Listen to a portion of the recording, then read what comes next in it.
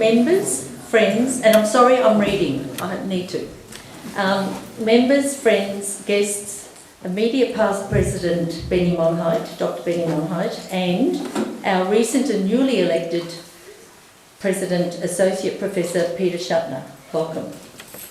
B'nai Brith, Victoria, acknowledges the Kulin Nation as the traditional owners and custodians of the land on which the office of B'nai Brith is located, along with other nations on which we all live, and pays respect to their elders past, present and emerging. My name, if you don't know me, and I'm sorry I've had a cold, it's not COVID, I've had 4 tests, so just to make sure. So my name is Faye Haskin de Broen, and I'm the chair of the B'nai Brith Speakers Forum, a committee that organises events which value the foundation of B'nai Brith in strengthening our community. It was February this year when this committee chose the theme for tonight's forum. There had been the boycott of the Sydney Music Festival. We were concerned, but realised we needed to know more about the BDS movement, its behaviours, influence, impact, and to learn and understand, not only for ourselves but also for the wider Jewish community.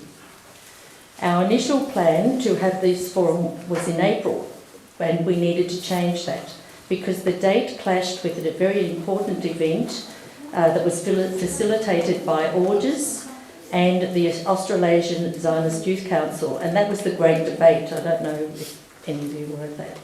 And about 5 weeks ago.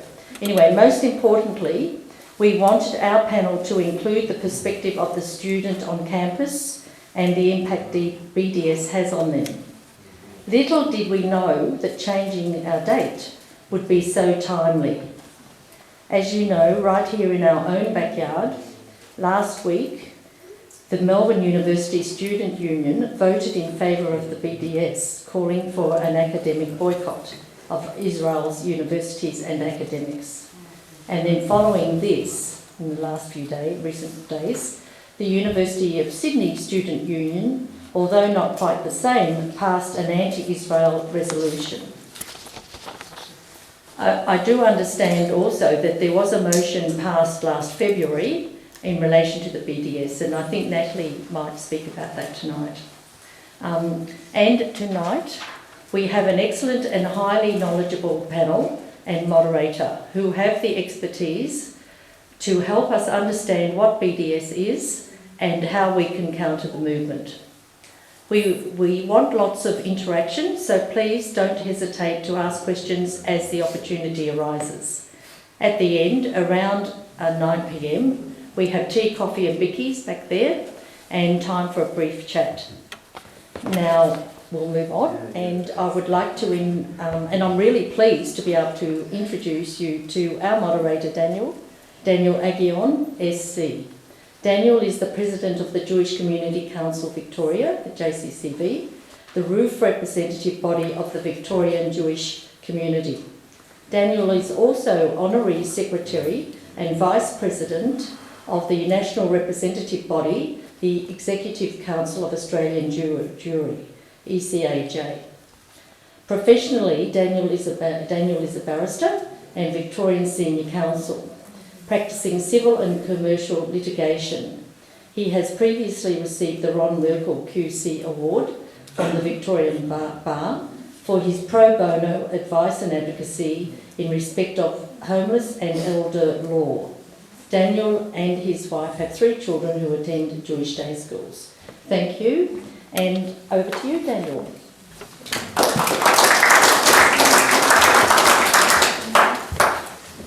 Faye, thank you very much, and welcome everybody to this event put on by B'nai Brith Victoria. The topic for tonight is the Boycott, Divestment and Sanctions movement. What can we do? And I emphasise that we. It's said that a lie can get halfway around the world before the truth can even get its boots on. And while that's been attributed to a number of witty speakers over the years, it can be traced all the way back to a variant that can be found in the works of the Roman poet Virgil. So let me tell you a lie. And the lie goes as follows. In the late 1800s, political Zionism was born to establish a Jewish home in historic Palestine, disregarding the indigenous Palestinians living there. This colonial project has led to the establishment of the State of Israel, the blockade of Gaza, and the occupation of the West Bank through massacres, forced expulsion, and ethnic cleansing of Palestinians. Zionism is therefore a racist and colonial ideology. As I said, it's a lie. We all know it's a lie. But here's the rather most distressing thing about this particular lie. What I'm quoting to you from is the preamble to the University of Melbourne Students' Union BDS motion, which was passed by that union slightly more than a week ago, some 9 days ago. This language is 9 days old. Given that this is the lie that is out there and is travelling around the world and is reflective of many other such lies that we have heard told time and time again about Israel, the question arises, what can we do? How can we assist the truth to get its boots on and to get out there and to disseminate the truth? We have three wonderful speakers who are going to assist us with that topic tonight. Firstly, to my left, to your immediate right from me, we have Professor Phillip Mendes. Phillip teaches social policy and the welfare state at Monash University and has been critically researching the BDS movement for 20 years.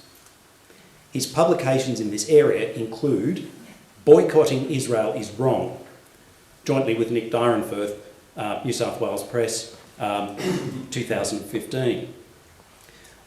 Next to Phillip, we have Natalie Gunn. Natalie is currently studying a double degree in law with honours and global studies.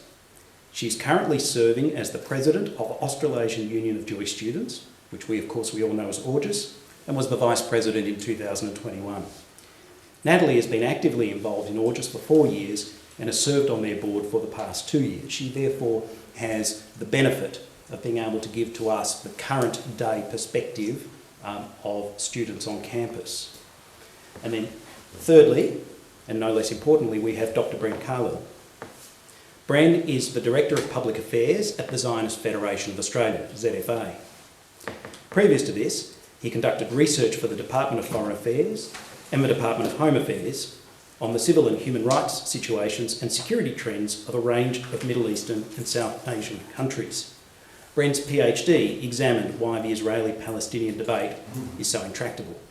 So we have three formidable panellists for you tonight to assist us all to understand the lie, to take it apart, and to understand how we collectively can respond with the truth. The way we're going to run tonight, we have a little bit of time, is that each panellist is going to present a perspective and give you a little something that they will give, a little presentation, and thereafter, once they've each had the benefit of doing that, we will then have the opportunity to ask questions of them. So please do store up your questions. You will get plenty of opportunity to ask them, and I'm sure you're probably already itching to ask them now. So do hold them until that opportunity after everybody's spoken. They ask that the questions are respectful. There is nothing wrong, of course, with a question that probes, that challenges, but please remember at all times that questions are kept respectful and that the debate is at all times respectful. It is a challenging and difficult topic, and it is a topic that excites and aggravates passions. So please be passionate, but be passionate about the topic, not about the people. Well, certainly not against them. With that sort of introduction provided, I'll now hand over to Phillip. Phillip is going to speak to us on the history of the BDS movement globally and within Australia, address some key myths about BDS, and discuss some political alternatives. Thank you, Phillip.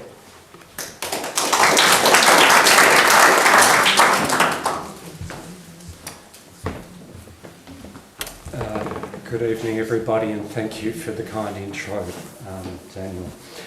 The international boycott, divestment and sanctions campaign against Israel is very much a byproduct of the Second Palestinian Intifada and the associated collapse of the Oslo peace process in late 2000, and I guess the associated despair on the ground at that time. It is basically war by other means. So even though it claims to be a non-violent strategy, it is basically an extremist strategy intended to coerce Israel into surrendering to extreme Palestinian demands.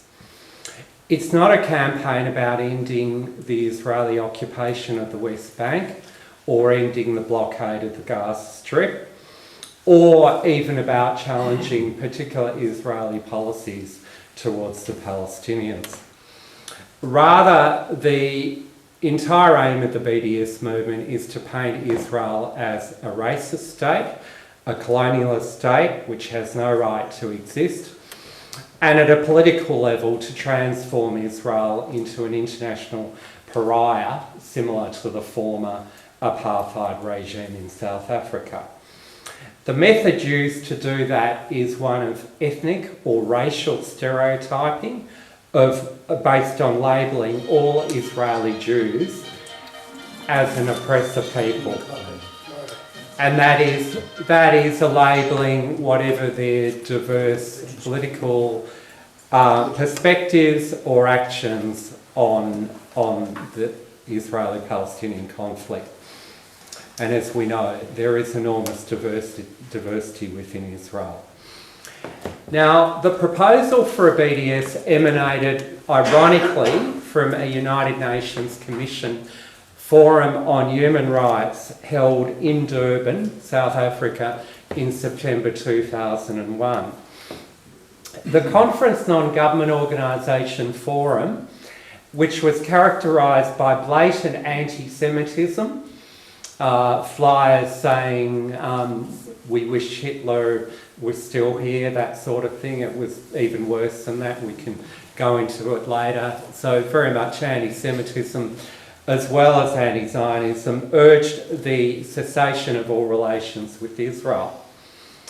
The first major manifestations of the BDS movement occurred internationally in April and May 2002, when groups of academics in Europe and Australia urged a boycott of all Israeli academics and academic institutions.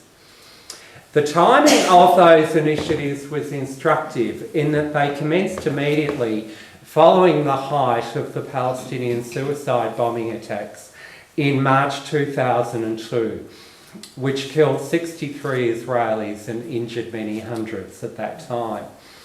Those attacks, which culminated in the particular attack on the Passover Seder in Netanya's Park Hotel, which killed 30 people and injured 140 people, provoked the Israeli invasion of the leading West Bank cities in an attempt to destroy the terror networks and stop the damage. Yet the initiators of the academic boycott campaigns worldwide chose to blame the Israeli victims of terror and defend the Palestinian perpetrators. Now, the campaign was formalised in July 2004 when 60 Palestinian academic and other non-government organisations publicly called for an academic and cultural boycott of Israel. So even though that was the formal beginning of the movement, again, it's important to note that that was well over 2 years following the inaugural academic boycott petitions, and about 3 years after the Durban conference.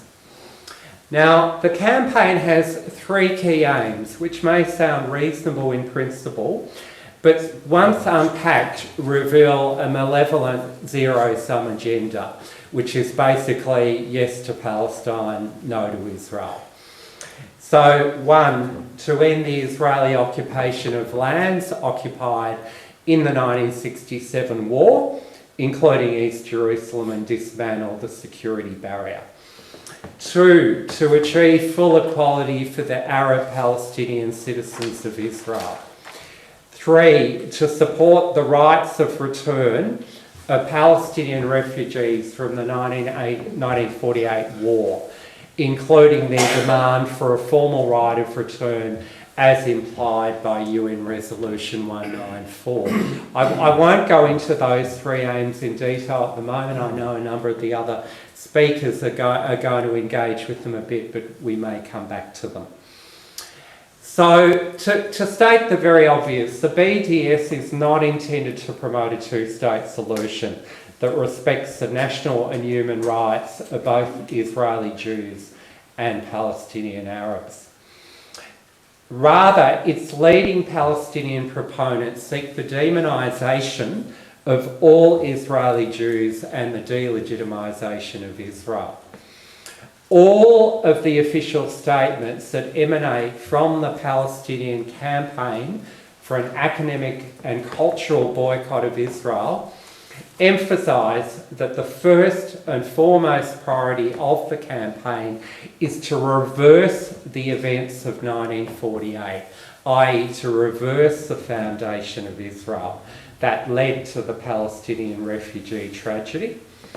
And secondly, to demand the coerced return of the 1948 Palestinian refugees, the number that survived, which probably wouldn't be terribly high, given the youngest person would be 74 years old today, but also their millions of descendants to return to their former homes inside Green Line Israel. So we're not talking about a return to Ramallah or Nablus, to state the obvious. We're talking about a return to Haifa, Jaffa, Jerusalem, and so on. In short, they propose the elimination of the existing state of Israel and its replacement by an ethnocentric Arab state of Greater Palestine, in which Jews at best will be allowed to remain as a tolerated religious, not national minority. Now, the global guru of the BDS movement, Omar Barghouti, who some of you will be aware actually ironically completed his master's thesis at an Israeli university, has consistently emphasised that they demand a, quote, Palestine next to Palestine, not a Palestine next to Israel.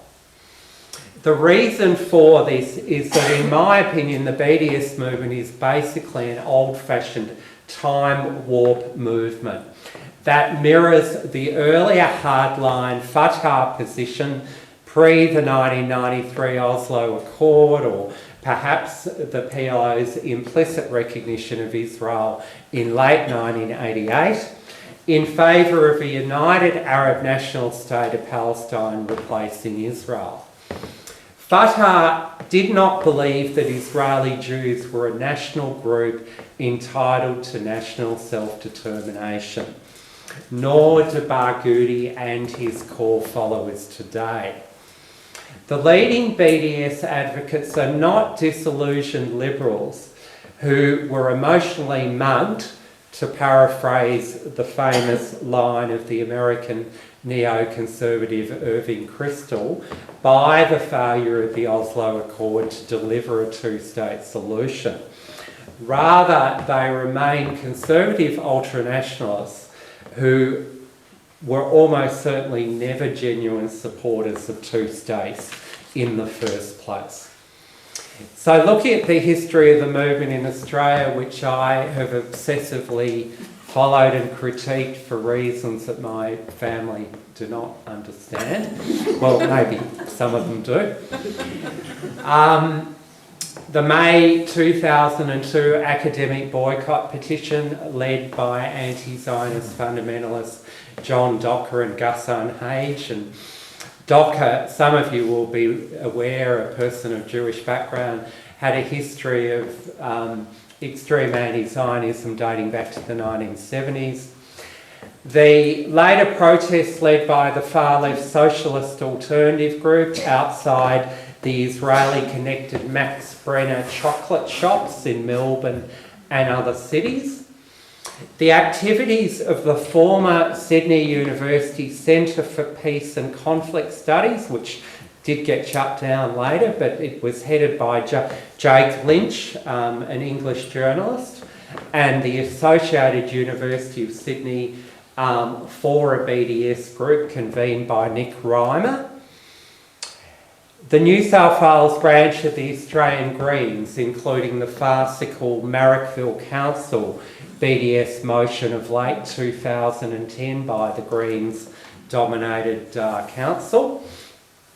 Some minimal support from a small number, I emphasise a small number of left-wing trade unions, but not the Labor Party, not the ACTU, and significantly not the National Tertiary Union, my union, thanks to the former long-time Secretary Graham McCulloch, who displayed enormous goodwill and common sense in ensuring that that policy did not get adopted by the union, did not divide the union, and did not alienate Jewish academics in the same way that the academic union in England has acted in a particularly vile way.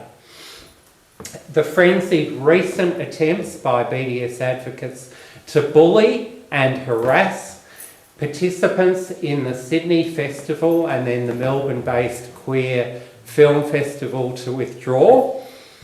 The various politically illiterate motions from student unions around Australia, which threaten potentially to have a chilling effect on multicultural relations within Australia. Notably, the language used by the Australian BDS advocates is particularly binary.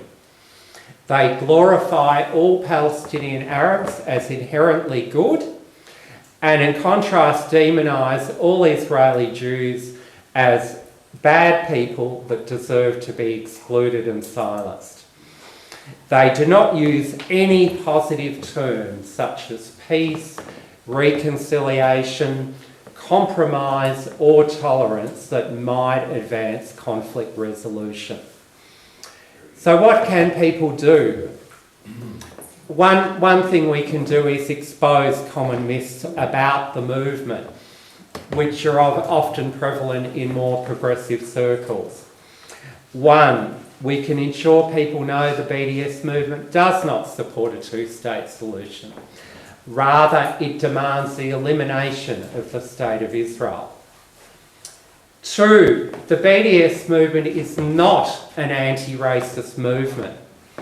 Rather, it is based on an ethno-stereotyping of all Israeli Jews as evil oppressors, whilst infantilising all Palestinians as oppressed victims. Three, the BDS movement does not solely or mainly target Israeli government institutions. Rather, it harasses and intimidates individual Israelis involved in academia, the arts, and other community and sporting activities, who mostly do not represent the Israeli government, and in many cases are paradoxically known to be quite critical of the policies of the Israeli government. And we had the example about 8 years ago when Jake Lynch, the leader of the boycott movement at Sydney University, boycotted Hebrew University scholar Dan Avnon, who was well known as a particularly active supporter of equality for Arab citizens inside Israel. And four, the BDS movement is openly anti-Semitic. It has used anti-Semitic hate speech, alleging Zionist control, of international finance, politics and the media to demonise any Jews within or outside Israel who support Israel's existence as a Jewish homeland, irrespective of their widely varied views from hawks to doves on conflict resolution. So what are the alternatives to the BDS movement? I'm particularly thinking of students who mix, as I do, within a mainly progressive, if you like, left-leaning sphere. What can be, what can be done? The only viable alternative in my option is to advance strategies to enable a negotiated and sustainable two-state solution. Once a viable peace process is renewed, the BDS movement will wither away, just as we would recall in the period from 1993 to 2000 of the Oslo Peace Accord, there was very little, very few attacks on Israel in Australia politically. Not so easy, some of you might be saying, and I agree. At the moment, there is a massive gulf between the views of the current Israeli government and those of Mahmoud Abbas's Palestinian Authority, let alone if we get on to the Islamo-fascist Hamas. So negotiations between official Israeli leaders and official Palestinian leaders, however defined, would go nowhere. All we can really do as ordinary Jews living in Australia is endorse in principle mutual compromise and reconciliation between Israelis and Palestinians and Jews and Arabs more broadly to advance a win-win two-state solution. And in contrast to the BDS movement, we can argue for respectful dialogue, not boycotts, between ordinary Israelis and Palestinians to identify common ground. So I'll leave it there and hand over to the colleague. Phillip, thank you for that excellent presentation. I don't know how you managed to get 20 years of research into 15 minutes, but it was admirable. It's an interesting thing, isn't it, that they say that if you want to see the best criticism of Israeli government policy going round, the answer is open an Israeli daily newspaper. Yeah. Isn't it interesting, as you pointed out to us, Phillip, that the BDS movement is not a debate about Israeli government policy. It is not a debate about conflict resolution. It is not a discussion about a two-state solution with Israel living and within secure borders, which of course is bipartisan policy of both the Labor and Liberal major parties in this country.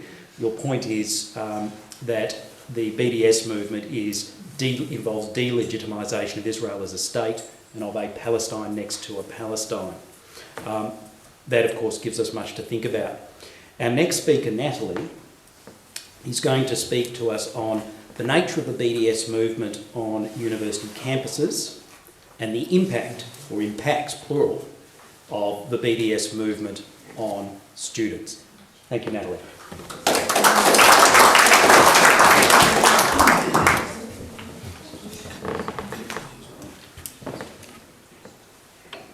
The BDS movement, according to their website, describes themselves as a Palestinian-led movement for freedom, justice and equality. They call for international organisations, governments, businesses, universities and cultural institutions to end all relationships with the State of Israel. At first glance, many individuals with little understanding of the conflict could view this movement as seemingly just, as an easy way to advocate for peace and improve Palestinian lives. This is the case for many university students, university motions and university councils, criticising policy of the Israeli government and encouraging of political debate. However, the BDS movement is not about advocating for solutions.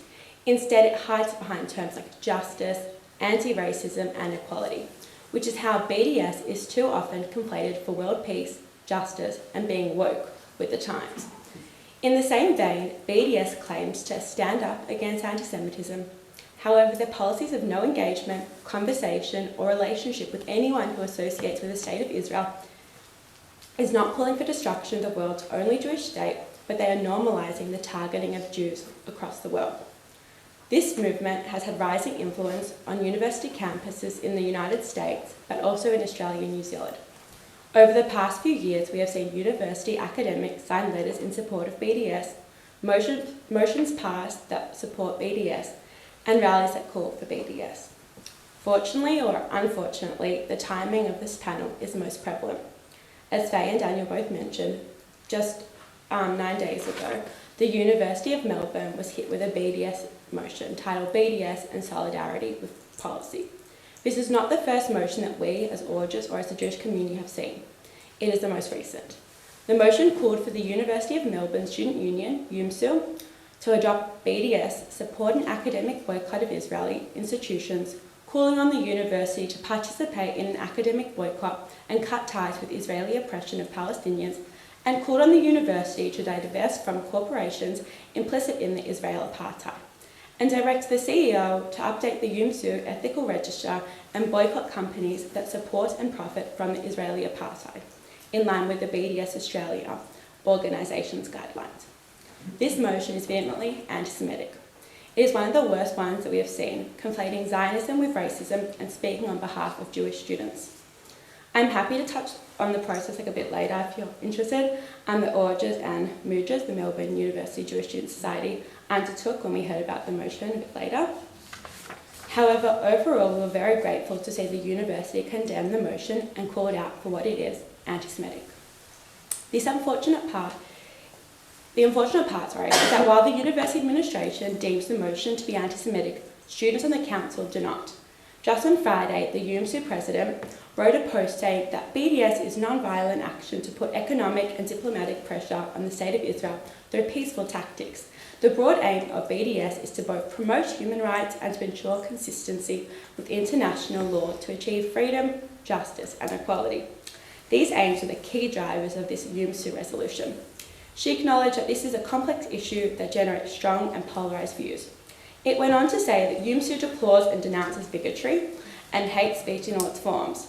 She said that such behaviour should not be tolerated at Melbourne University and does not reflect who UMSU is. Her statement shows that the BDS movement preys on those who are ill-informed and capitalise on their inexperience with this topic. It also highlights to us how the BDS movement's choice of words, such as using peace and preventing racism, influence individuals.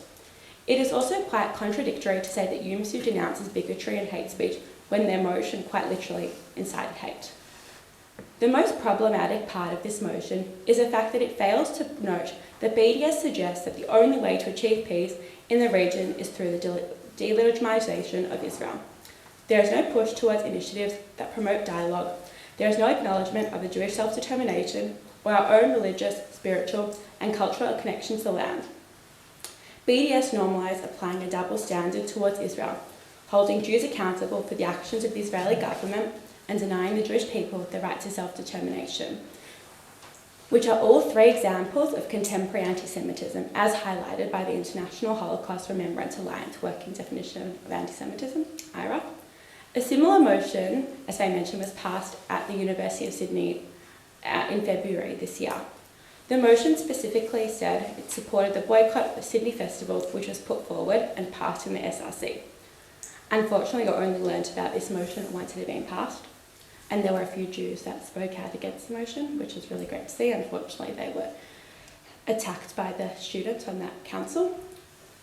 The said motion stated that any cooperation that sides with Israel is no friend of student.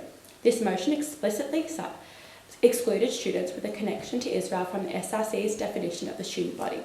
This particular statement sends a message to Jewish students that they are not welcome on campus, and their opinions are not deserving to be heard.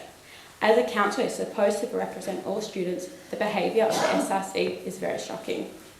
Unfortunately, the Sydney University did not denounce this motion, but we did have meetings with their administrations. So the impacts of the BDS movement on students.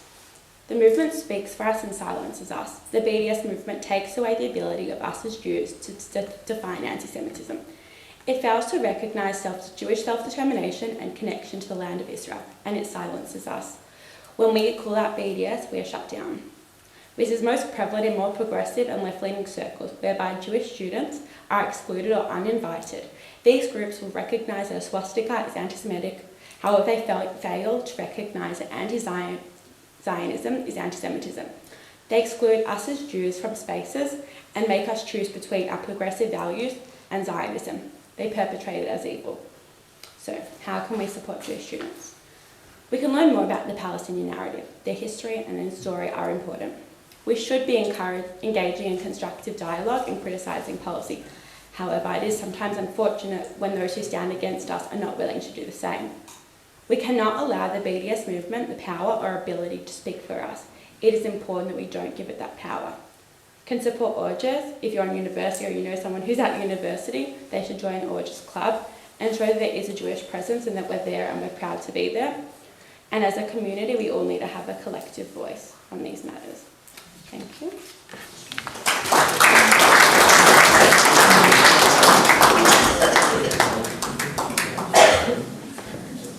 Natalie, thank you for that. I imagine that people may wish to ask you later, and certainly if they don't, I will, about some of the experiences that you've had reported to AUJS. I note in particular your reference to the Sydney motion that included the language, any organisation that sides with Israel is no friend of the union, being the student union. Of course, AUJS has as part of its constitution that it represents Jewish students and it distributes information on Israel. So by its very nature, that language is language that excludes the Jewish students' representative body.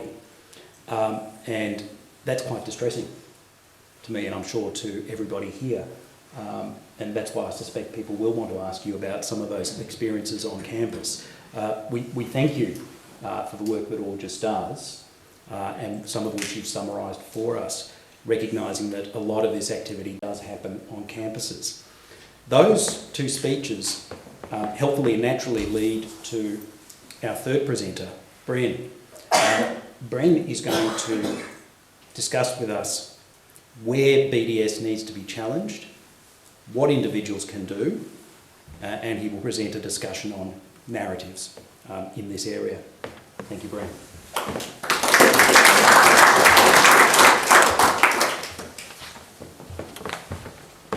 Thanks, Daniel, and thank you everyone for being here.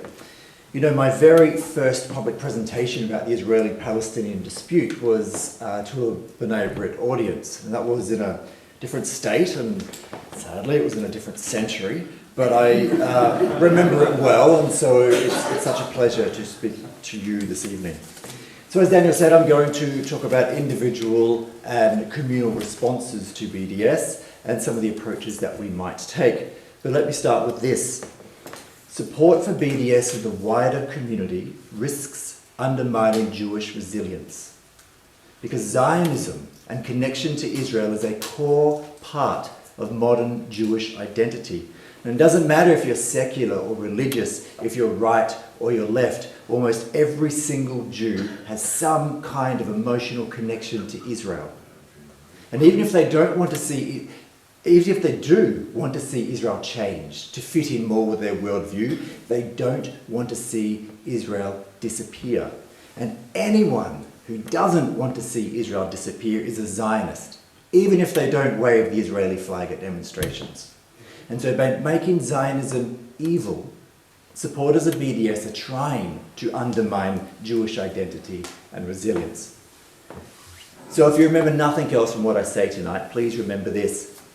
We need to reclaim Zionism. Zionism is not a dirty word. BDS types call it colonialist and racist. But Zionism is the millennia-long recognition that Jews are indigenous to the land of Israel and have an emotional connection to their homeland, just like ethnic communities across the world have emotional connections to their homeland. If you want to challenge BDS, make sure your kids are proud of their Zionism. but also make sure that their Zionism is not brittle. Zionism is connection to Israel. It's not connection with the Israeli government of the day. Now, of course, it is up to the individual to engage with Israel, how they want to engage, and of course it's up to the community organisations to facilitate their engagement. But if your kids are comfortable in their Jewish skin, in their Zionist skin, then that will help them and it will help you stand up to the BDS bullies and to help ensure Jewish resilience. Right, ideology out of the way, let's talk brass tacks. Where does BDS need to be fought? Well, it doesn't need to be fought in the business community. It doesn't need to be fought in politics, with a handful of exceptions. No, its danger is in civil society, at universities, the art sector, community groups. This is where it is growing, and this is where it needs to be challenged. But I have a question for you. How do you challenge BDS in these groups if you aren't a part of them? So maybe we should all be involved in more non-Jewish civil society, because personal contacts are key to challenging BDS and to supporting BDS. Let's talk about the art sector. We've already discussed briefly what happened in January with the Sydney Festival. Well, the Sydney Festival caught me unprepared. It caught the entire organised Jewish community unprepared, and there's plenty of good and not so good reasons for that, and I'm happy to go into them in a little bit. But here is my takeaway from January. I am not creative.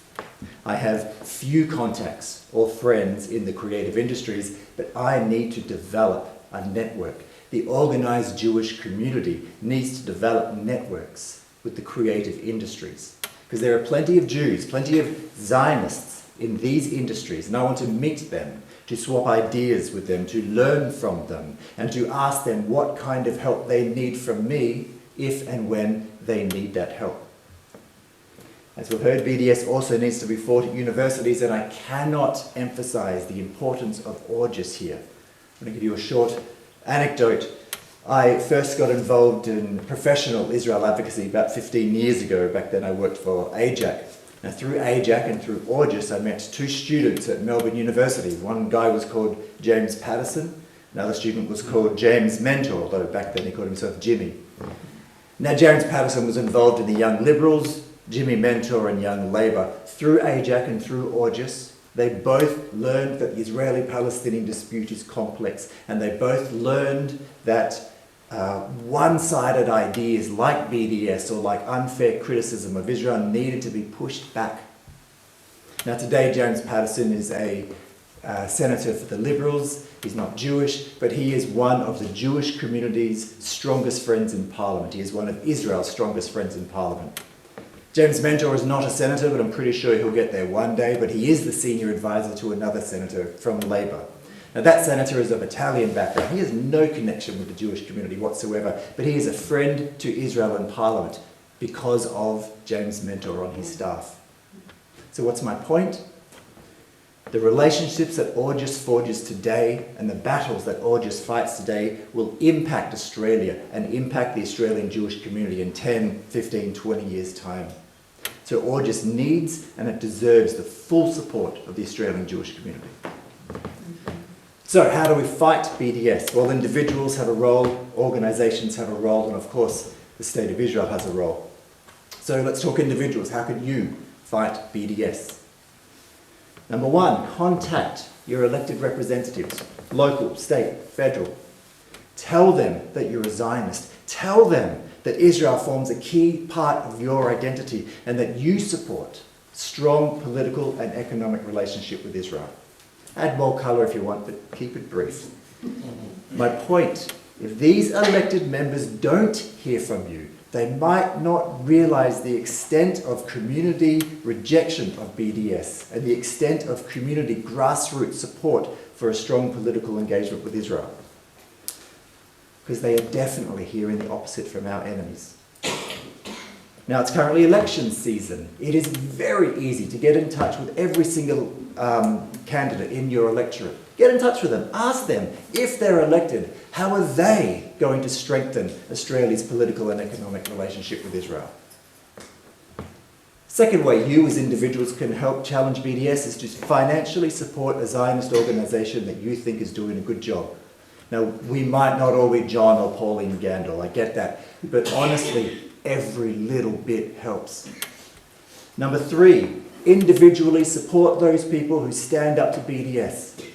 Now, Katie Noonan is an Australian singer-songwriter. She appeared in the Sydney Festival. She came under pressure to participate in the boycott, and she refused. She didn't wave the Israeli flag, but she released a statement saying, I happen to think the Israel-Palestine conflict is really complex, and I also think that simplistic ideas like BDS will not advance peace. Now, because of that, she came under immense pressure, but she stayed in the festival. So we should all be buying Katie Noonan t-shirts. We should all be buying Katie Noonan CDs and writing to her. Do they still do CDs? Writing to her and saying thank you. And number 4, you can challenge BDS in conversation with your friends and your colleagues, particularly, of course, your non-Jewish friends and colleagues. Now, what can organisations do? Well, organisations can do pretty much the same thing that individuals can do. We speak to media, we speak to elected officials, we speak to other influential types of people. And of course, we can also organise events like this one to help and inform and assist the community. And where those people, where I guess we're in a better position to help those people that want to be helped or want to be educated. So how do we challenge BDS? What do we say? Well, here are some things to keep in mind. Number 1, there is no silver bullet. Think more in terms of a silver buckshot. 2, be centrist and hopeful and be the voice for peace. 3, be nuanced. The Israeli-Palestinian dispute is really complex, and anyone who claims that it's not is either lying or ignorant.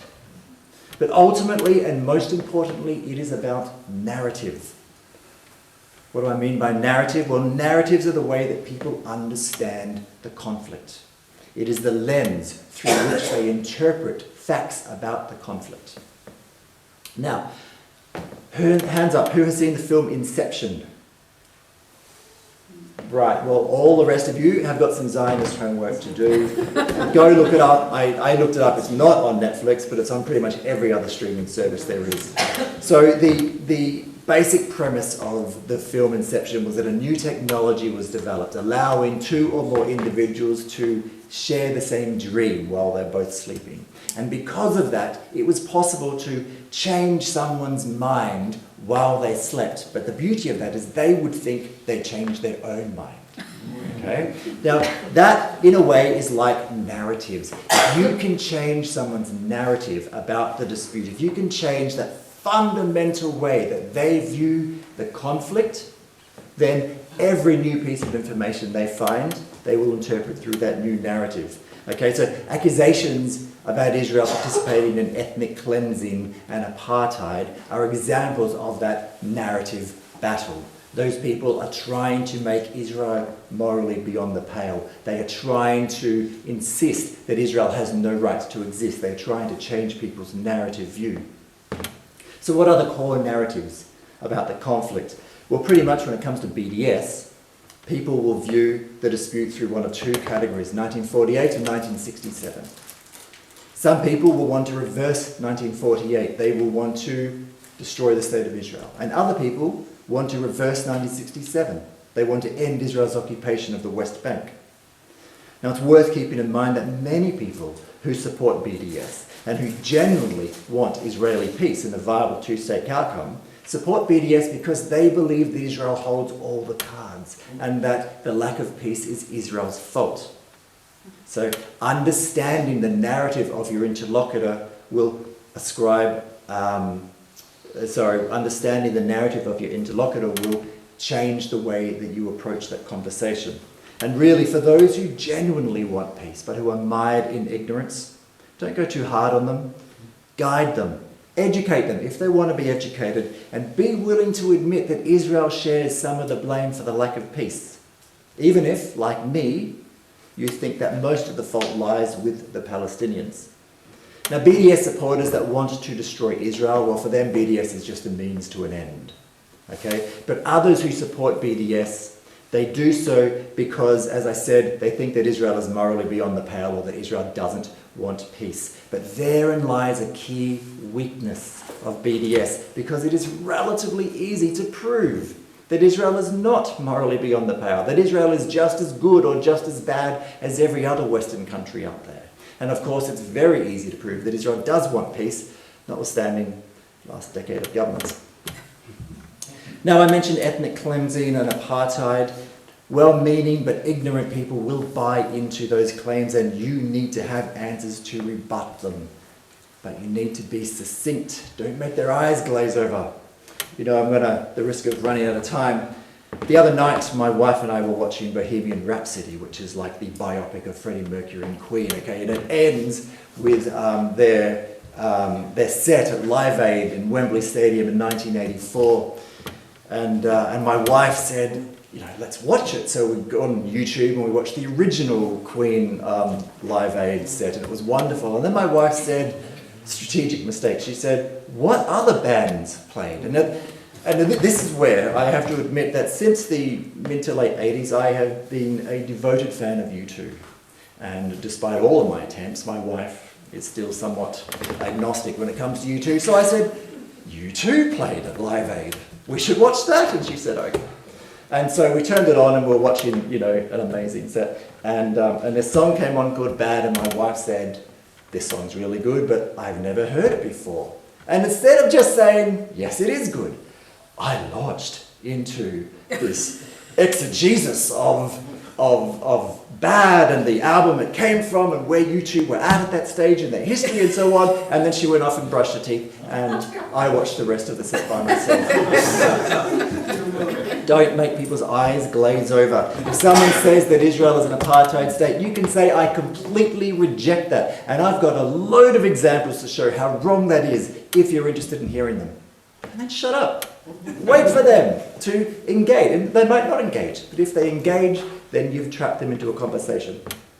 But the real goal is to make people reject BDS before you even talk to them about it. Okay? Because if BDS is the answer to those people who think that Israel is morally beyond the pale, then show them that Israel is not morally beyond the pale. And if you do this before they even come across the BDS argument, they will instinctively reject it. Now, Israel is, of course, more than just its conflicts with the Palestinians.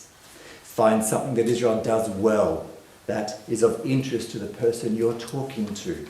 Environmentalism, social inclusion, archaeology, high-tech stuff, civil society efforts at peace building. Gal Gadot. Create an emotional connection between that person and Israel. Because when people know Israel, or when they know something about it, they'll also know that much of what our enemies say about Israel is wrong.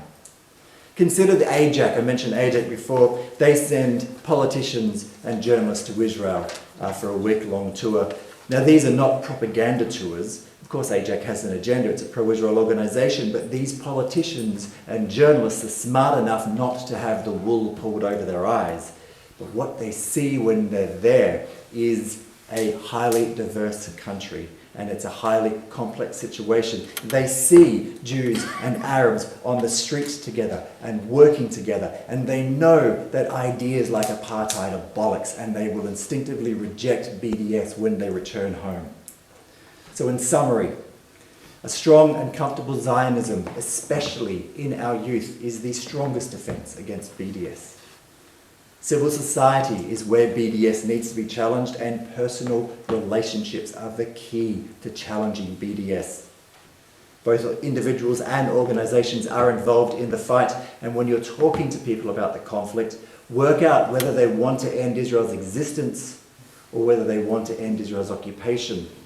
Be aware that they might want genuine peace, but they are mired in ignorance, and if so, educate them if they want to be educated, but don't whack them over their head with lectures.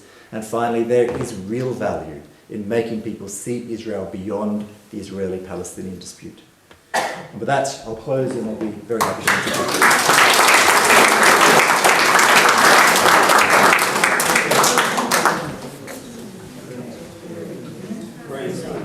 Thank you for that. Sorry, can everybody hear me? Yes. Good. You've told us that the response comes back to being a personal response. You talked about personal contacts, personal advocacy, personal support, and conversations, obviously, in person. You mentioned in particular Minister James Patterson. It's interesting, in my role as the President of the JCCV, I've had opportunity to meet James Patterson several times in the last 12 months or so, and it's fascinating that he's an overwhelming supporter of Israel and of the Jewish community. Indeed, James Patterson is very much the architect and ministerial supervisor of the Community Safety Grant, which is the grant rounds that are allocated by the government for the security upgrades to our premises. So you would have seen, as you came into Beth today, as you heard about various schools and schools, and that generosity of the government is all under the auspice of Minister Patterson. Additionally, he, together with the Minister for Home Affairs, Karen Andrews, were the ones that advocated for and were successful in prescribing the political wing of Hamas as a terrorist organisation, most recently in November last year, which was further to the prescription of the military wing of Hamas. And we know that because we've had that, we know that the political wing is a terrorist organisation because we've had as recently as 2 weeks ago Hamas announcing that that people should engage in knife and axe attacks within Israel, and we know, sadly, that happened just this week in Elad, and 3 people lost their lives as a result of encouragement by an entity that claims to be the politically elected representative of the occupants of Gaza. There seems no question that it's a terrorist organisation. But isn't it interesting that that support we get from government can be traced back to, in part, James Patterson's days at university when we knew him? And doesn't it show the strength of those kinds of personal connections and contacts? Thank you very much to all of our speakers. Now, we'll turn to the question section. I knew we were going to have a lot. So what we'll do, we should have, do we have a microphone around? Oh, we're going to borrow one of these, right? I think, let's just make sure it works. Is that working on? Press that one? Yeah. No, hold on.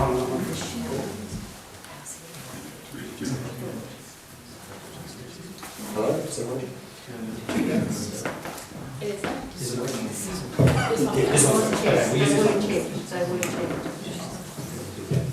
That one works. Turn that one on. We'll start with the gentleman here. Oh, actually no. Okay, we'll go around the room. We'll start here. This gentleman, and we'll get to as many of you as you can. We'll aim to get to all of you. Perhaps just introduce yourself, and if you're attending on behalf of a particular organisation, stage organisation. My name is Jock Hawkin, and I've been into the Lion's Den because I've actually contacted some of the leaders of the BDS and engaged in a very respectful correspondence, but I ain't going to change their mind.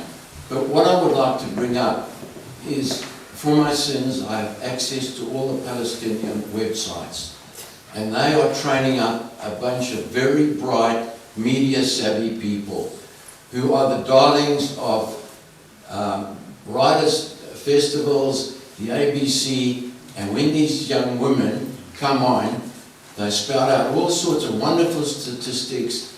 They come over incredibly well, and they spout all the usual stories about apartheid and stuff like that. So my point is this: we've got to be aware of it, and we've got to train up our own very media-savvy people to take on these people and demolish their arguments. I think what I'll do, Bren, if you want to take that as a question, given from your role as Clinical Director at ZFA, how do we combat that? How do we get a well-trained, well-spoken narrative out into the general community and into the media? No matter what, is this working? Yeah. So no matter what in this case, no matter what the organised Jewish community does, it's never going to be enough, if you know what I mean, because there's always going to be the challenges out there. The various organisations do, AUJS develops its people. You have your political training seminar once a year. I know ECAJ has a whole group, I'm sort of not quite across it, they have a whole group of young people that they, what is it called? Jewish Corps, there you go. Yeah, the Jewish Advocacy Corps. There you go. So there's this sort of move to happen, but there are dozens of highly talented, highly charismatic Zionist Jews in Australia, okay? But, and I don't want to sort of jump straight into conspiracy theories, but they're not invited to appear on Q&A. And there's and it's, of course, it's more than that, okay? The reality is that people like Randa Abdel Fattah, she is highly intelligent. Like, I disagree with much of what she says, but she is highly intelligent, she is highly charismatic. She does make some valid points, even if she takes them completely out of context and all of that. So there's a whole range of reasons why those young, charismatic Jewish voices aren't out there. Yes, there's not enough of them, but also they're rarely invited to appear on those sort of the same stages that are, because those progressive stages they lean towards the Palestinians ignorantly, annoyingly, but they lean towards the Palestinians and they seek to exclude the pro-Israel voices because they think those pro-Israel voices are wrong. And so there's lots of different reasons why they're not being heard. Who's our next one? Go. Thank you. My name's Alan Friedman. I'm with the Australian Jewish Association, and I'm holding here a draft anti-BDS bill that was prepared a few years ago, and in 30 seconds I'll tell you why it could have gone through the Parliament or through to the government and why it didn't.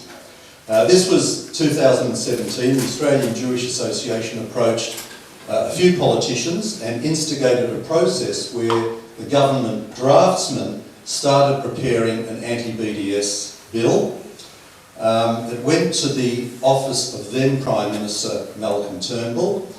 His reaction was, yes, he supports it, but he wants to know that it has the support of the whole Jewish community, and he'll be happy to propose it and support it.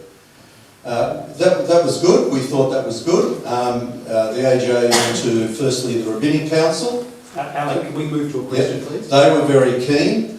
The ZFA under Danny Lamb approved it.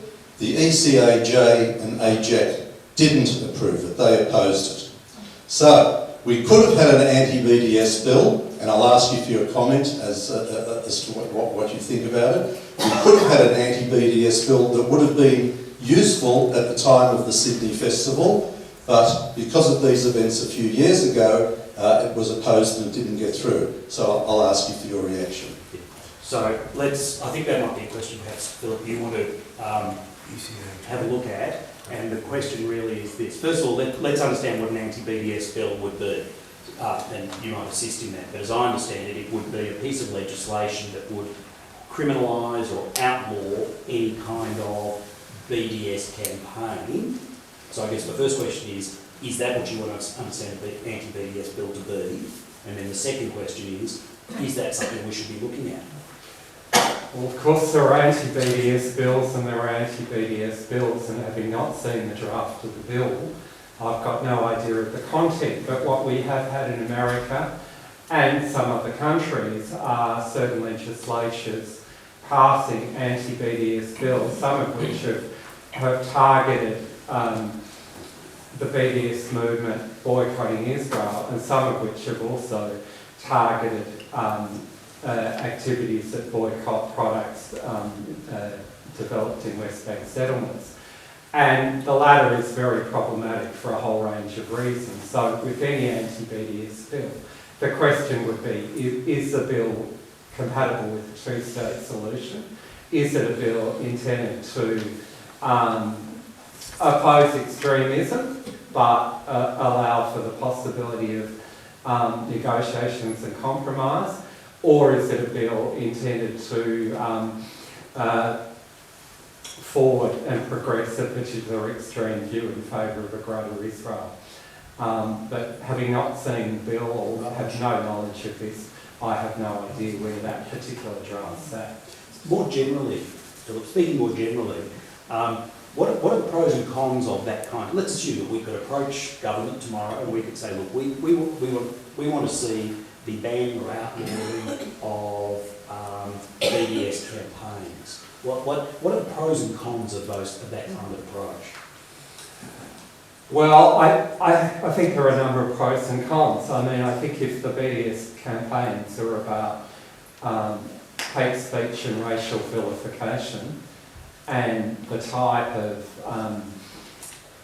labelling, the type of ethnic stereotyping that Natalie and her colleagues have been exposed to at Melbourne University, the type of motions that have been going down Sydney University, but almost certainly could provoke serious vilification and hatred against Jewish students, then that sort of bill could be a plus. But if it's a bill intended to shut down legitimate debate around the Israeli-Palestinian conflict, then it's just going to provoke enormous tensions around what is freedom of speech and what isn't. So again, it's not a black and white issue. And we have to be careful that we don't end up being a mirror image of the BDS movement, because the BDS movement, it's not only the history of the BDS movement from 2002, the type of activities of the BDS movement go back to the late 70s in England, where some of you may remember that a whole lot of radical left student unions tried to boycott tried to shut down Jewish student groups on the argument that because the United Nations had passed a motion saying Zionism is racism, any Jewish student group that called itself Zionist should not be allowed to operate. So that is the type of suppression of freedom of speech that the BDS movement have historically, and that's what they want to do. We have to be careful that we don't copy that, and that we are advocating dialogue where respectful and constructive dialogue is available. Yeah. All right, we'll keep moving around the room, so perhaps we'll take the gentleman at the back and just put his... There you go. Thank you. I told someone on the panel that I'll be a heckler up the back, so here we go. My name's Danny Shivitsky, and I was at Melbourne University in the early 1980s where there was a debate to get all the Jewish students' movements to leave the university campuses as a result of the Israel-Lebanon war. Now, the reason I mention that, again, 40 years ago and about 40 kilos ago, I was a social runner with France Stanford. Now, France was one of the first, few non-Jewish people that was on the Denera came out and coached a lot of athletes. The reason I mention it, I'm getting to a question. Yeah, you know I'm going to ask you to. He had an office, a hut at Melbourne University, and he had a map of the world.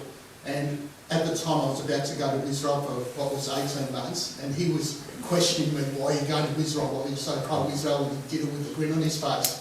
And there was another athlete there, and she pointed to this map on the wall, and there was, she said, where's Israel? And I put my finger on the map. She couldn't see it. I moved my finger, and she said, there was just enough room for ISR, and she said, is that what all the fuss is about? So my comment is, how do you eat an elephant piece by piece? So we don't have the resources of AUJS or whatever, but a lot of what we can do is as individuals in our discussion. So my question to the panel, we're going to get there, is how would they encourage us or advise us how to speak to non-Jewish friends or colleagues without being melodramatic, I guess, Yep. or sentimental. Right. Bren, I think that sort of falls into your area that you spoke on. How do we deal with non-Jewish friends and colleagues? How do we engage them in a respectful manner?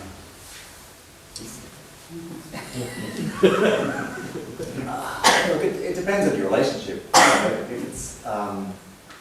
we're talking conversations over the water cooler at work, you don't want to be, oh, you know, damn, here comes, you know, Moshe, he's going to bang on about Israel again. Like, you know, we need to find that balance, right? So, but it's just, I don't know, it's in conversation. It's Israel. It's people, as you demonstrated, people don't know anything about Israel. They don't know anything about the Israeli-Palestinian conflict. And if you can make them question one or two of the facts that they think they know, and you succinctly make them realise that their understandings are wrong, then that may or may not open up a conversation into wider things. But some people don't want to learn. They don't want to, you know, they're comfortable in their own ignorance, and that's it. And other people are much more engaged and they're willing to have those conversations, and then you can have those conversations with them. It's just all, you know, it depends on your relationship with them, their emotional connection to the issue. You know, it's all, there's no, as I said before, there's no silver bullet. It's silver buckshot. When I used to work at DFAT, and the then secretary, Peter Bds, is now the, somewhere up in Queensland, I think University of Queensland, the Chancellor.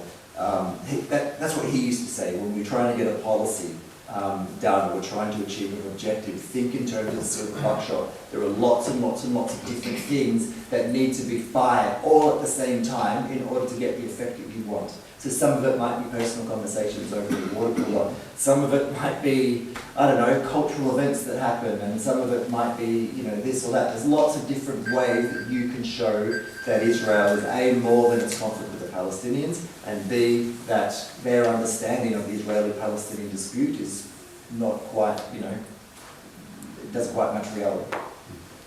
So knowledge is the key. I think we'll go to the next one round just there. Can I ask you to please keep your questions short, because a lot of people want to speak and we want to get the best value we can out of the panel. My question is very simple. Who is funding BDS and how do we stop doing it? Phillip, do you have any sense? Who's funding BDS and how do we stop their funding? Excellent question. Well, do we know? I don't think we really do know. I mean, the BDS movement is a global movement.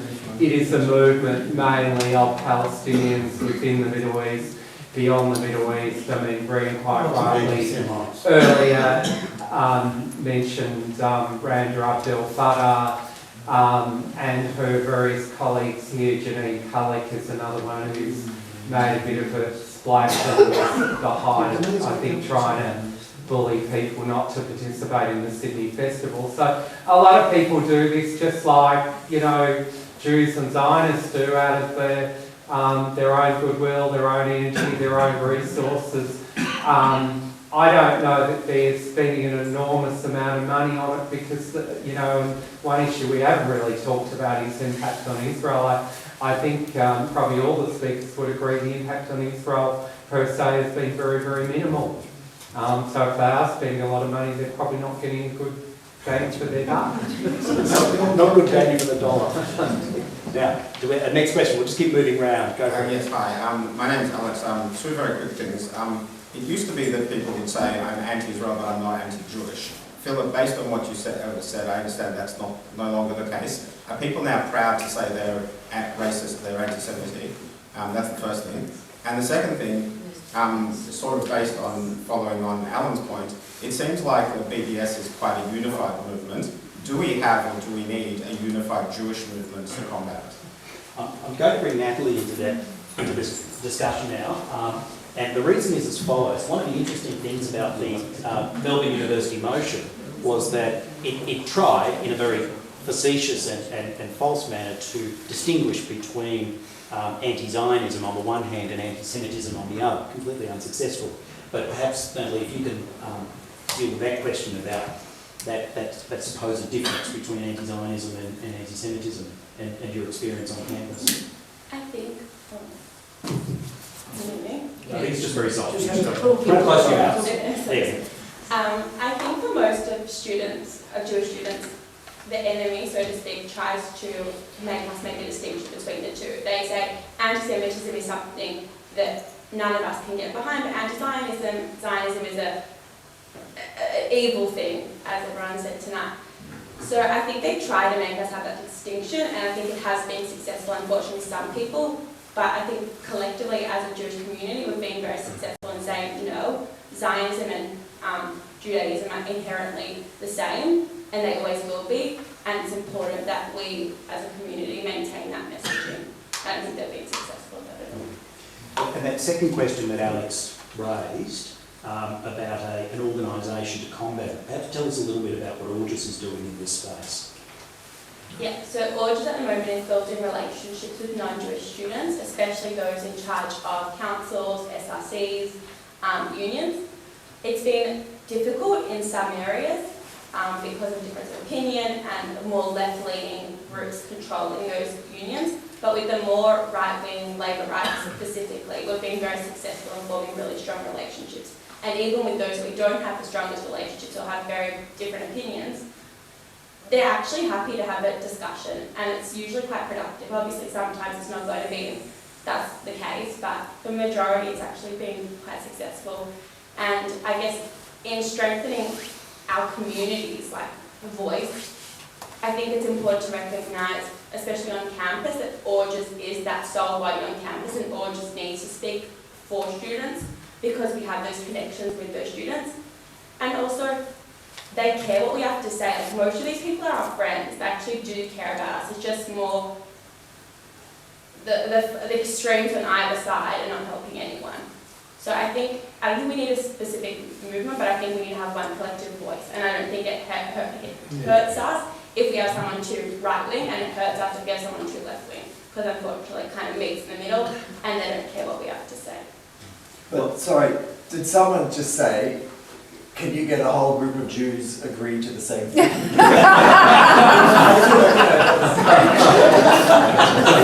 Touche. One thing that perhaps should be said about the Melbourne University motion is that AUJS only had about 48 hours notice of it, and within that 48 hours you hit the phones, you did a lot of work, and the motion, although the motion was passed, it was passed 10-8, is that right? 10-7, sorry. And the point being that it could have been a hell of a lot worse. The 7 were principally, in fact it's not exclusively, because of the work that AUJS did in the 48 hours it had to hit the phones, to make those, to speak with the people they needed to speak to, and to get that resistance. I'm right about that, aren't I? Yeah, we're very, very grateful for Labor because they all came on board, and even other student unions across the country were like, wow, you guys managed to get Labor left all voting together with Labor right, so it was a really big kudos to Labor. We thank them for their help in that. So I think there's a point there to be made that we've got existing organisations and institutions. We don't need another organisation, but it's the ability of those organisations to engage in that outreach that Bren referenced. All right, let's go to the next questioner. Go. Yeah, Michael Bird. And the question, I think we were touching on it, Natalie? Yeah, from AUJS. The university campus is like the ground zero for anti-Zionism. Unfortunately, there's quite a few extremist Jewish left-wing academics that are part of the problem. AUJS have been basically unsuccessful over the years in fighting back, pushing back anti-Zionism on campus. The Palestinian lobby on campus, they have alliances like with socialists, with the gay LGBT activists, the Muslim groups. They have regular speakers. My question to you is, shouldn't AUJS be partnering up with someone like Stand With Us, professional advocates for Israel on campus, and shouldn't be forming some strong alliances, having regular weekly or monthly Zionist speakers on campus, because rhetoric and just learning the Palestinian narrative is just not going to do it. Natalie?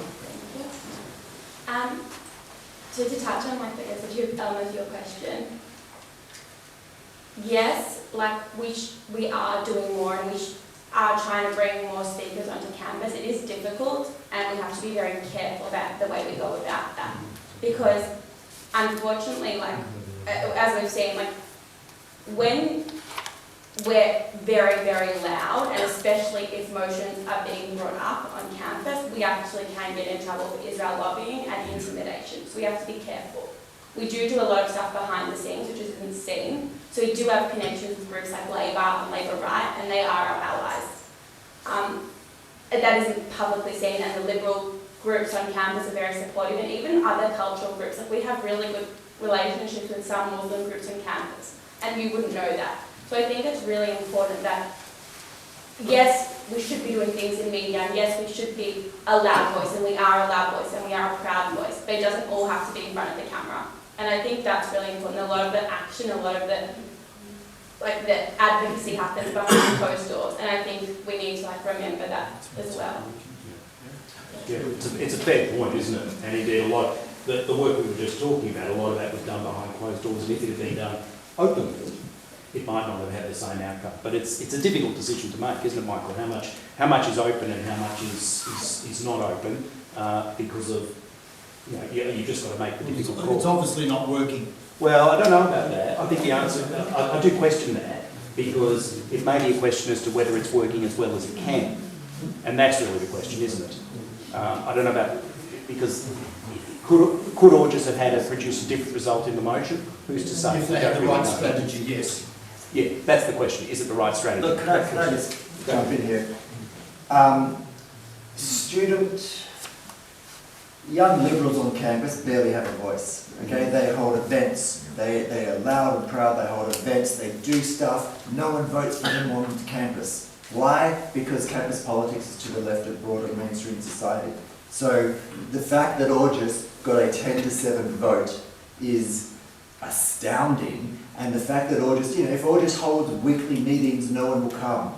Okay, a handful of Jews will come. It'll be great. No one else will come. They won't extend the majesty of Israel on campus just because they're holding public meetings every week. It doesn't work like that. You've got to work with the tools you have. Campus is campus. Yeah, I wish campus was a little bit more to the centre, but it's not. So you got to work with what you got.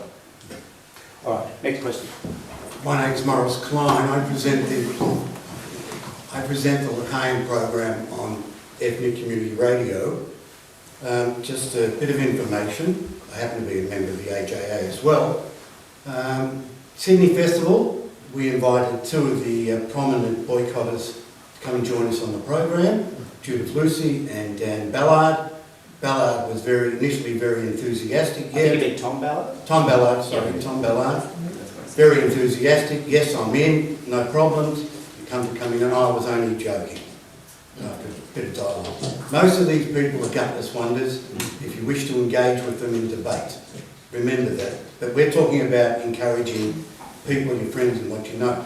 But we just heard that the AUJS were endeavouring to get an anti-Bds bill put to Parliament, and more than likely would have been successful. But a couple of our major communal organisations opposed it.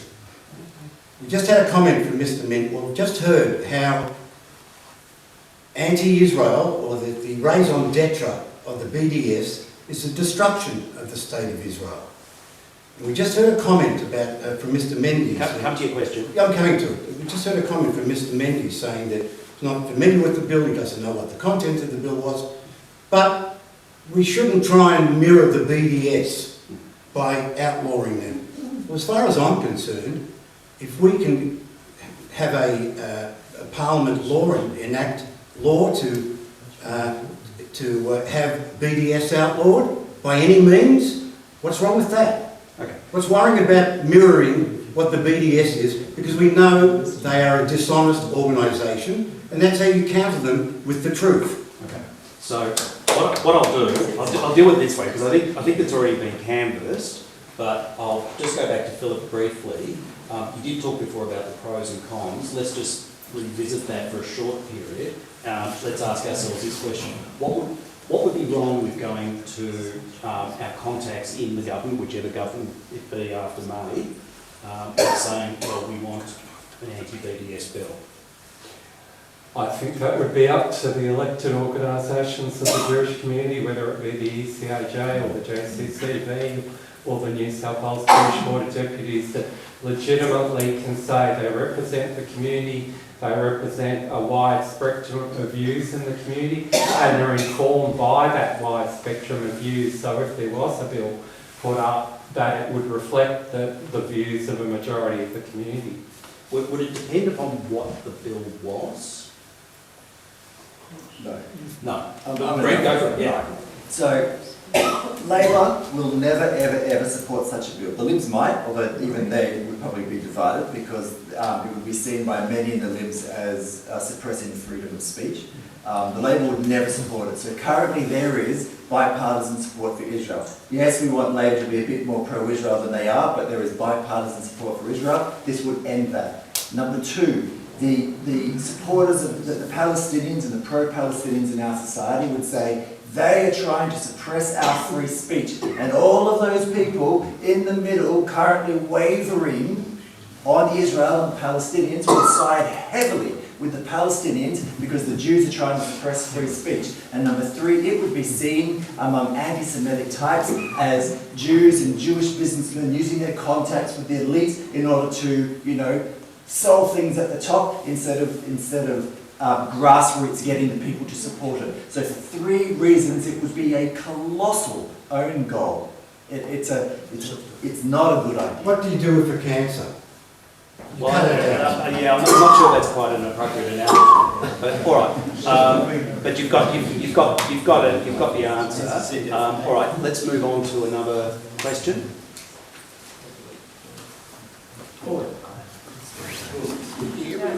Yeah. My question is very quick.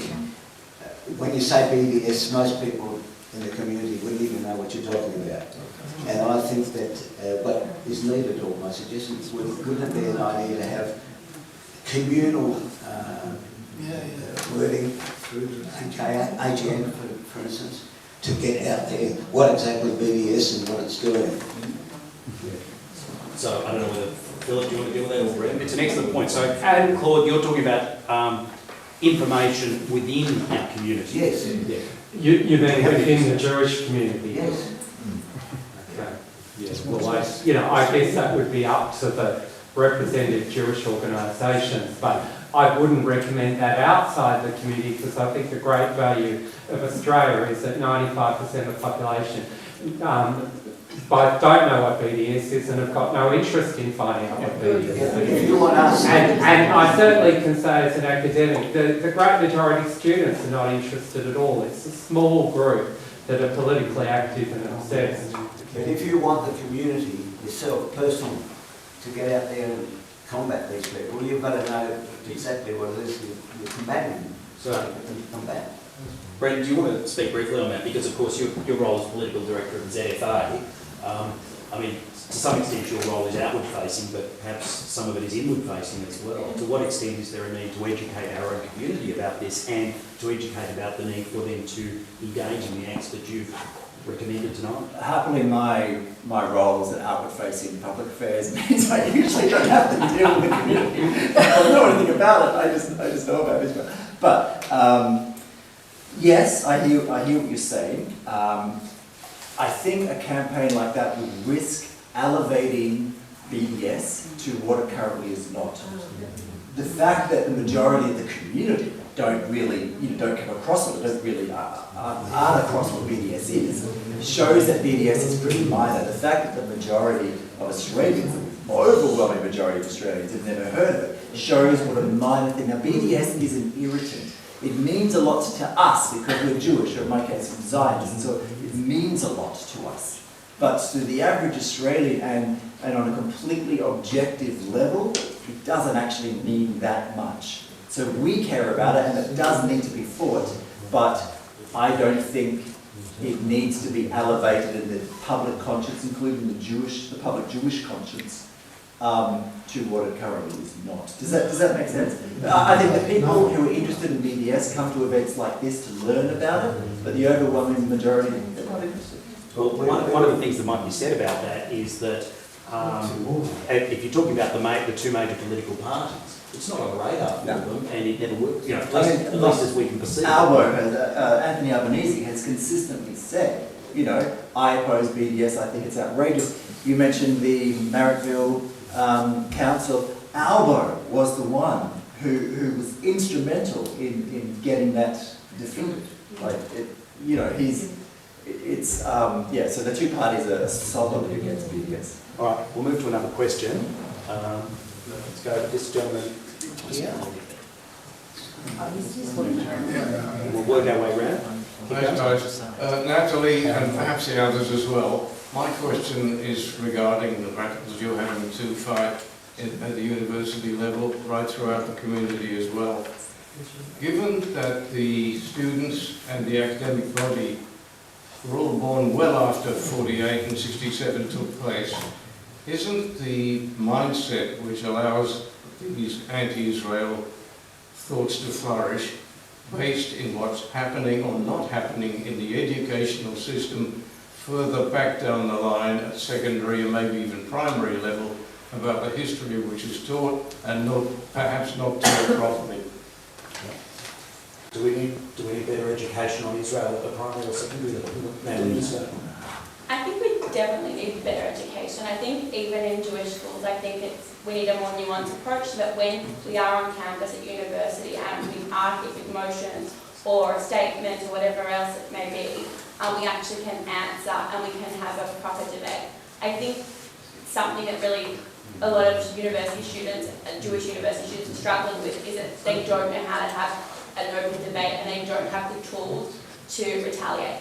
And touching on the question before, we are trying to show and educate us or just our members. We have an Accelerate conference coming up in the middle of the year, which is a conference where it brings Jewish students who are passionate about Israel advocacy together, and we're educating them so that they can be advocates for Israel and for our community. So I think we need to delve into that area, and rather than educating on a certain area, we need to talk about the whole conflict or certain areas and explain what's bad about it or what's good about it, and be able to have more open debates. Thank you. All right. Now, where we go next? We go to the young lady in the yellow jacket. Might you want to say? As someone who is part of the younger Jewish community, and I've grown up going to a Jewish school and learning about these issues, similarly to the previous question, how can I or us as young people educate the people around us without appearing over the top or sort of saying I blindly support Israel? Because I know many people who say, oh yes, I'm pro-Palestine because I believe in human rights and supporting lives and whatnot, but how can we get the word around as young people to other young people? Yeah, I think that's the difficulty. I think we're kind of made to feel like we're the enemy. And I think we need to have those small conversations. I think that's the most important part about it. I think it can't be this massive media campaign, or it can be, but it has to be very well done. I think the most important way and the best way getting our message across is to have small conversations with people and to touch on values. So if they are against racism, or if they try and even say that Zionism is racism, I think we need to be able to have conversations to show them this actually not the case. And may I also ask, how would AUJS feel about getting some of their members to go into schools and talk about issues like these, just to educate maybe those who don't go to Jewish schools? It's good. I think it's really important. I think it's difficult for us to get a place in school because of, I'm not 100% sure on the legalities, but I know there's difficulties in getting Jewish organisations or any religious organisations into schools. But I think we should look at doing that outside of schools. There is though UJEB. Yeah, UJEB. So maybe things can be done. That's the United Jewish Education Board. It's the one that provides education services within the public school system. That is Jewish education services. So maybe there's scope to do something there. Thank you, Sage. Best question tonight, I say declaring.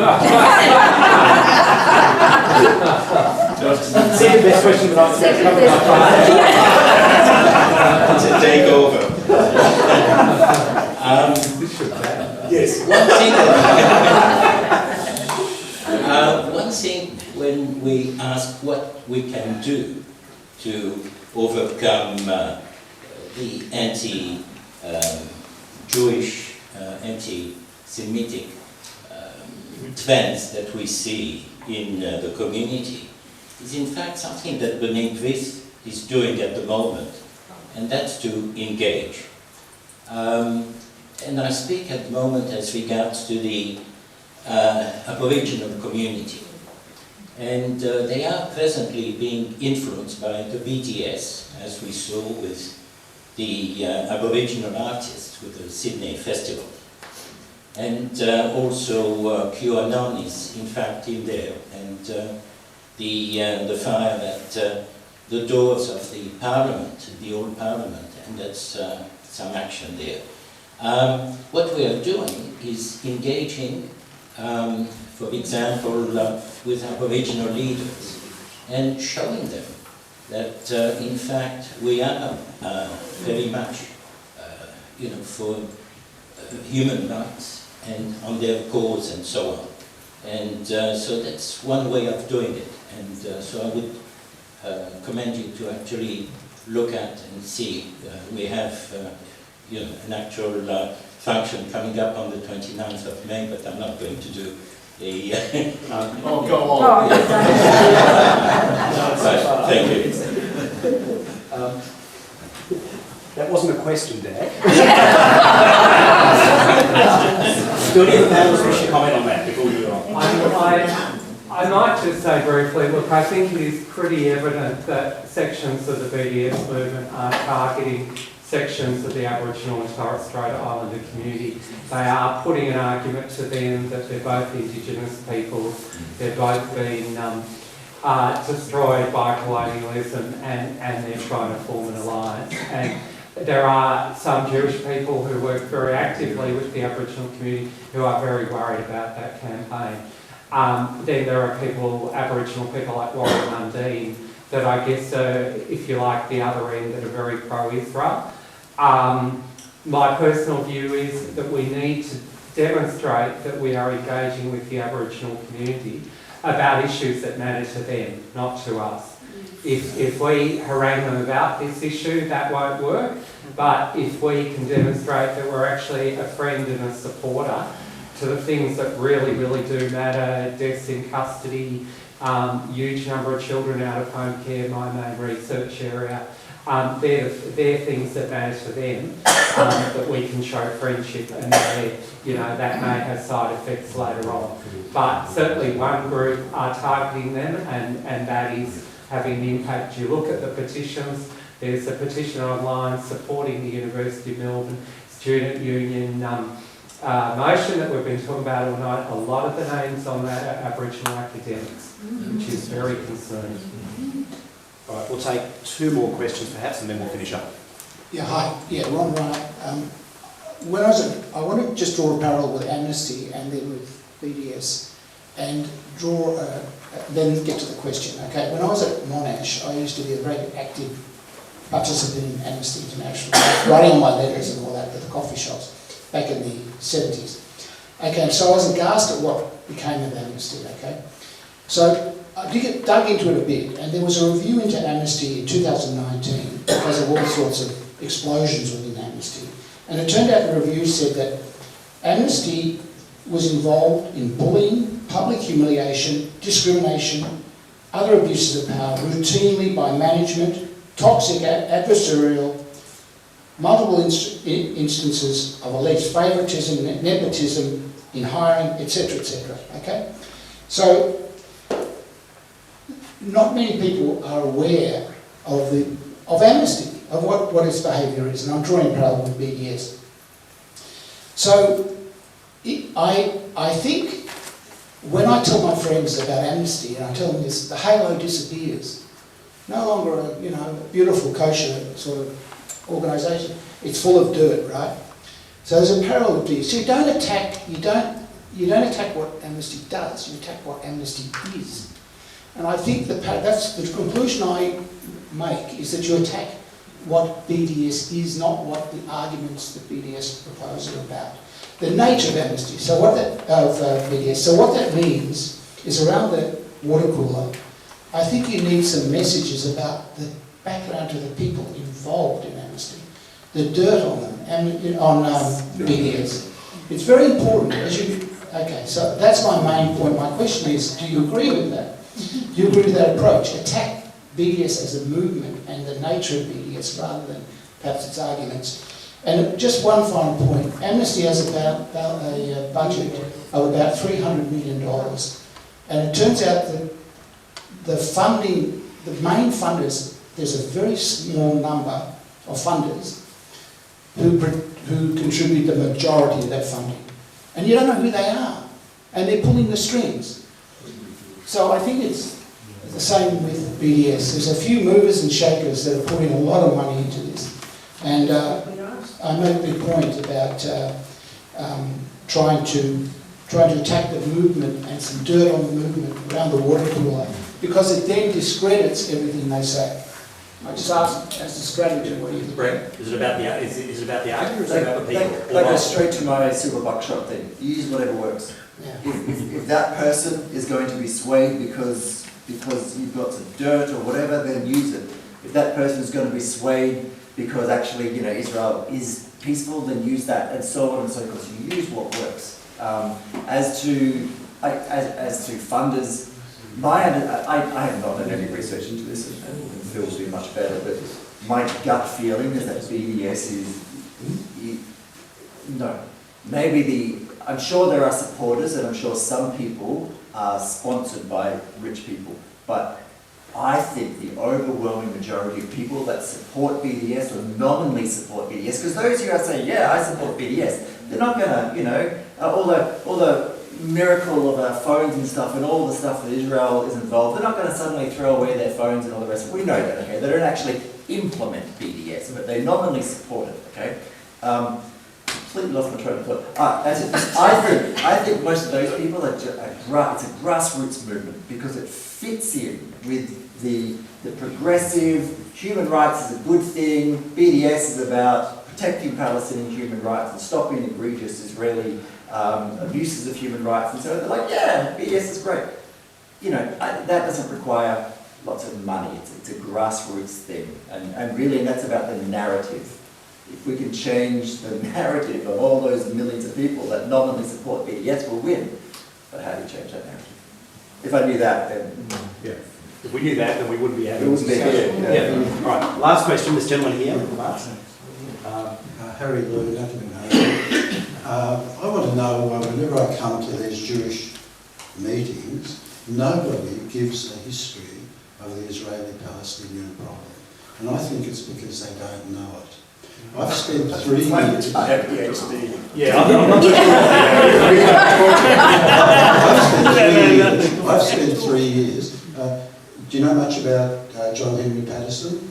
Well, can we get to the question? What's the question? Yeah, I've spent 3 years studying about John Henry Patterson, who led Jewish legions at Gallipoli and accompanied the Anzac Light Horsemen in the Palestine campaign. And he taught me the Israeli-Palestinian problem. I have never heard it anywhere else. It has got nothing to do with Israel. You can give the talk next week. It started in 1920. Yeah. It didn't start in 48. Okay, Henry, can we get to a question for the panel, please? Yeah, I want to know why no people ever talk about this. I wonder, And if I can just say one thing, just let me say one thing. There is a painting by Alexander Bida, a French painter, painted in 1862 in Jerusalem of the Western Wall when Palestine was under Muslim control. And the title of the painting, it was under the Ottoman Empire, the title of the painting is Jews, and there are lots of them there, praying at the wall. Yeah. But what is the name of the wall? It's not the Western Wall, it's the Wall of Solomon. Yeah. So that 1862 title to that painting confirms that Jews are indigenous to the land. The panel are welcome to comment if they want. As I understand it, and this is something that Phillip raised, the difficulty that, well, not what the BDS presents is not a discussion about the Israeli-Palestinian conflict or about its resolution. It's about the complete delegitimisation of the state of Israel and an argument that it should not exist at all. So the fine-tuned niceties and the details about where the line should be. Should it be the green line? Should it be should it be the 67? Should it be the 48 borders? Should it be the current borders? What should it be? All of that fades away because it's a delegitimisation and a washing away of everything. It's the land shall be free from the river to the sea, and therefore the detail sort of goes along the side. But I don't know whether any of the panelists comment on that. May I say just one more sentence? There is nothing in the BDS that is not in the PLO initial charter of 1964. Indeed. Which is probably the point we made earlier. It basically is the Time War movement. The Palestinian movement got from 64 to 93 and signed a peace accord, and since 2000 a segment of that movement has gone backwards. So that is the problem. It's the problem why the conflict is not being resolved in the Middle East, and that's why we've got a BDS movement. But the BDS movement breeds on despair. If the conflict gets solved, it will wither away. It will disappear. But every time there is a heating up of the conflict in the Middle East, every time there's a war between Israel and Gaza, the BDS movement gets excited and gets energised. If everything stays quiet, it will be relatively quiet. All right. Thank you, everyone. It's been a wonderful session. We've learnt a lot, and we've had the benefit of some particularly helpful and incisive presentations and questions, may I say. So I thank you all. It's been a wonderful event, and I thank you for your time, I thank you for your passion, and I thank you for your questions. I'll hand over to Alana. Thanks.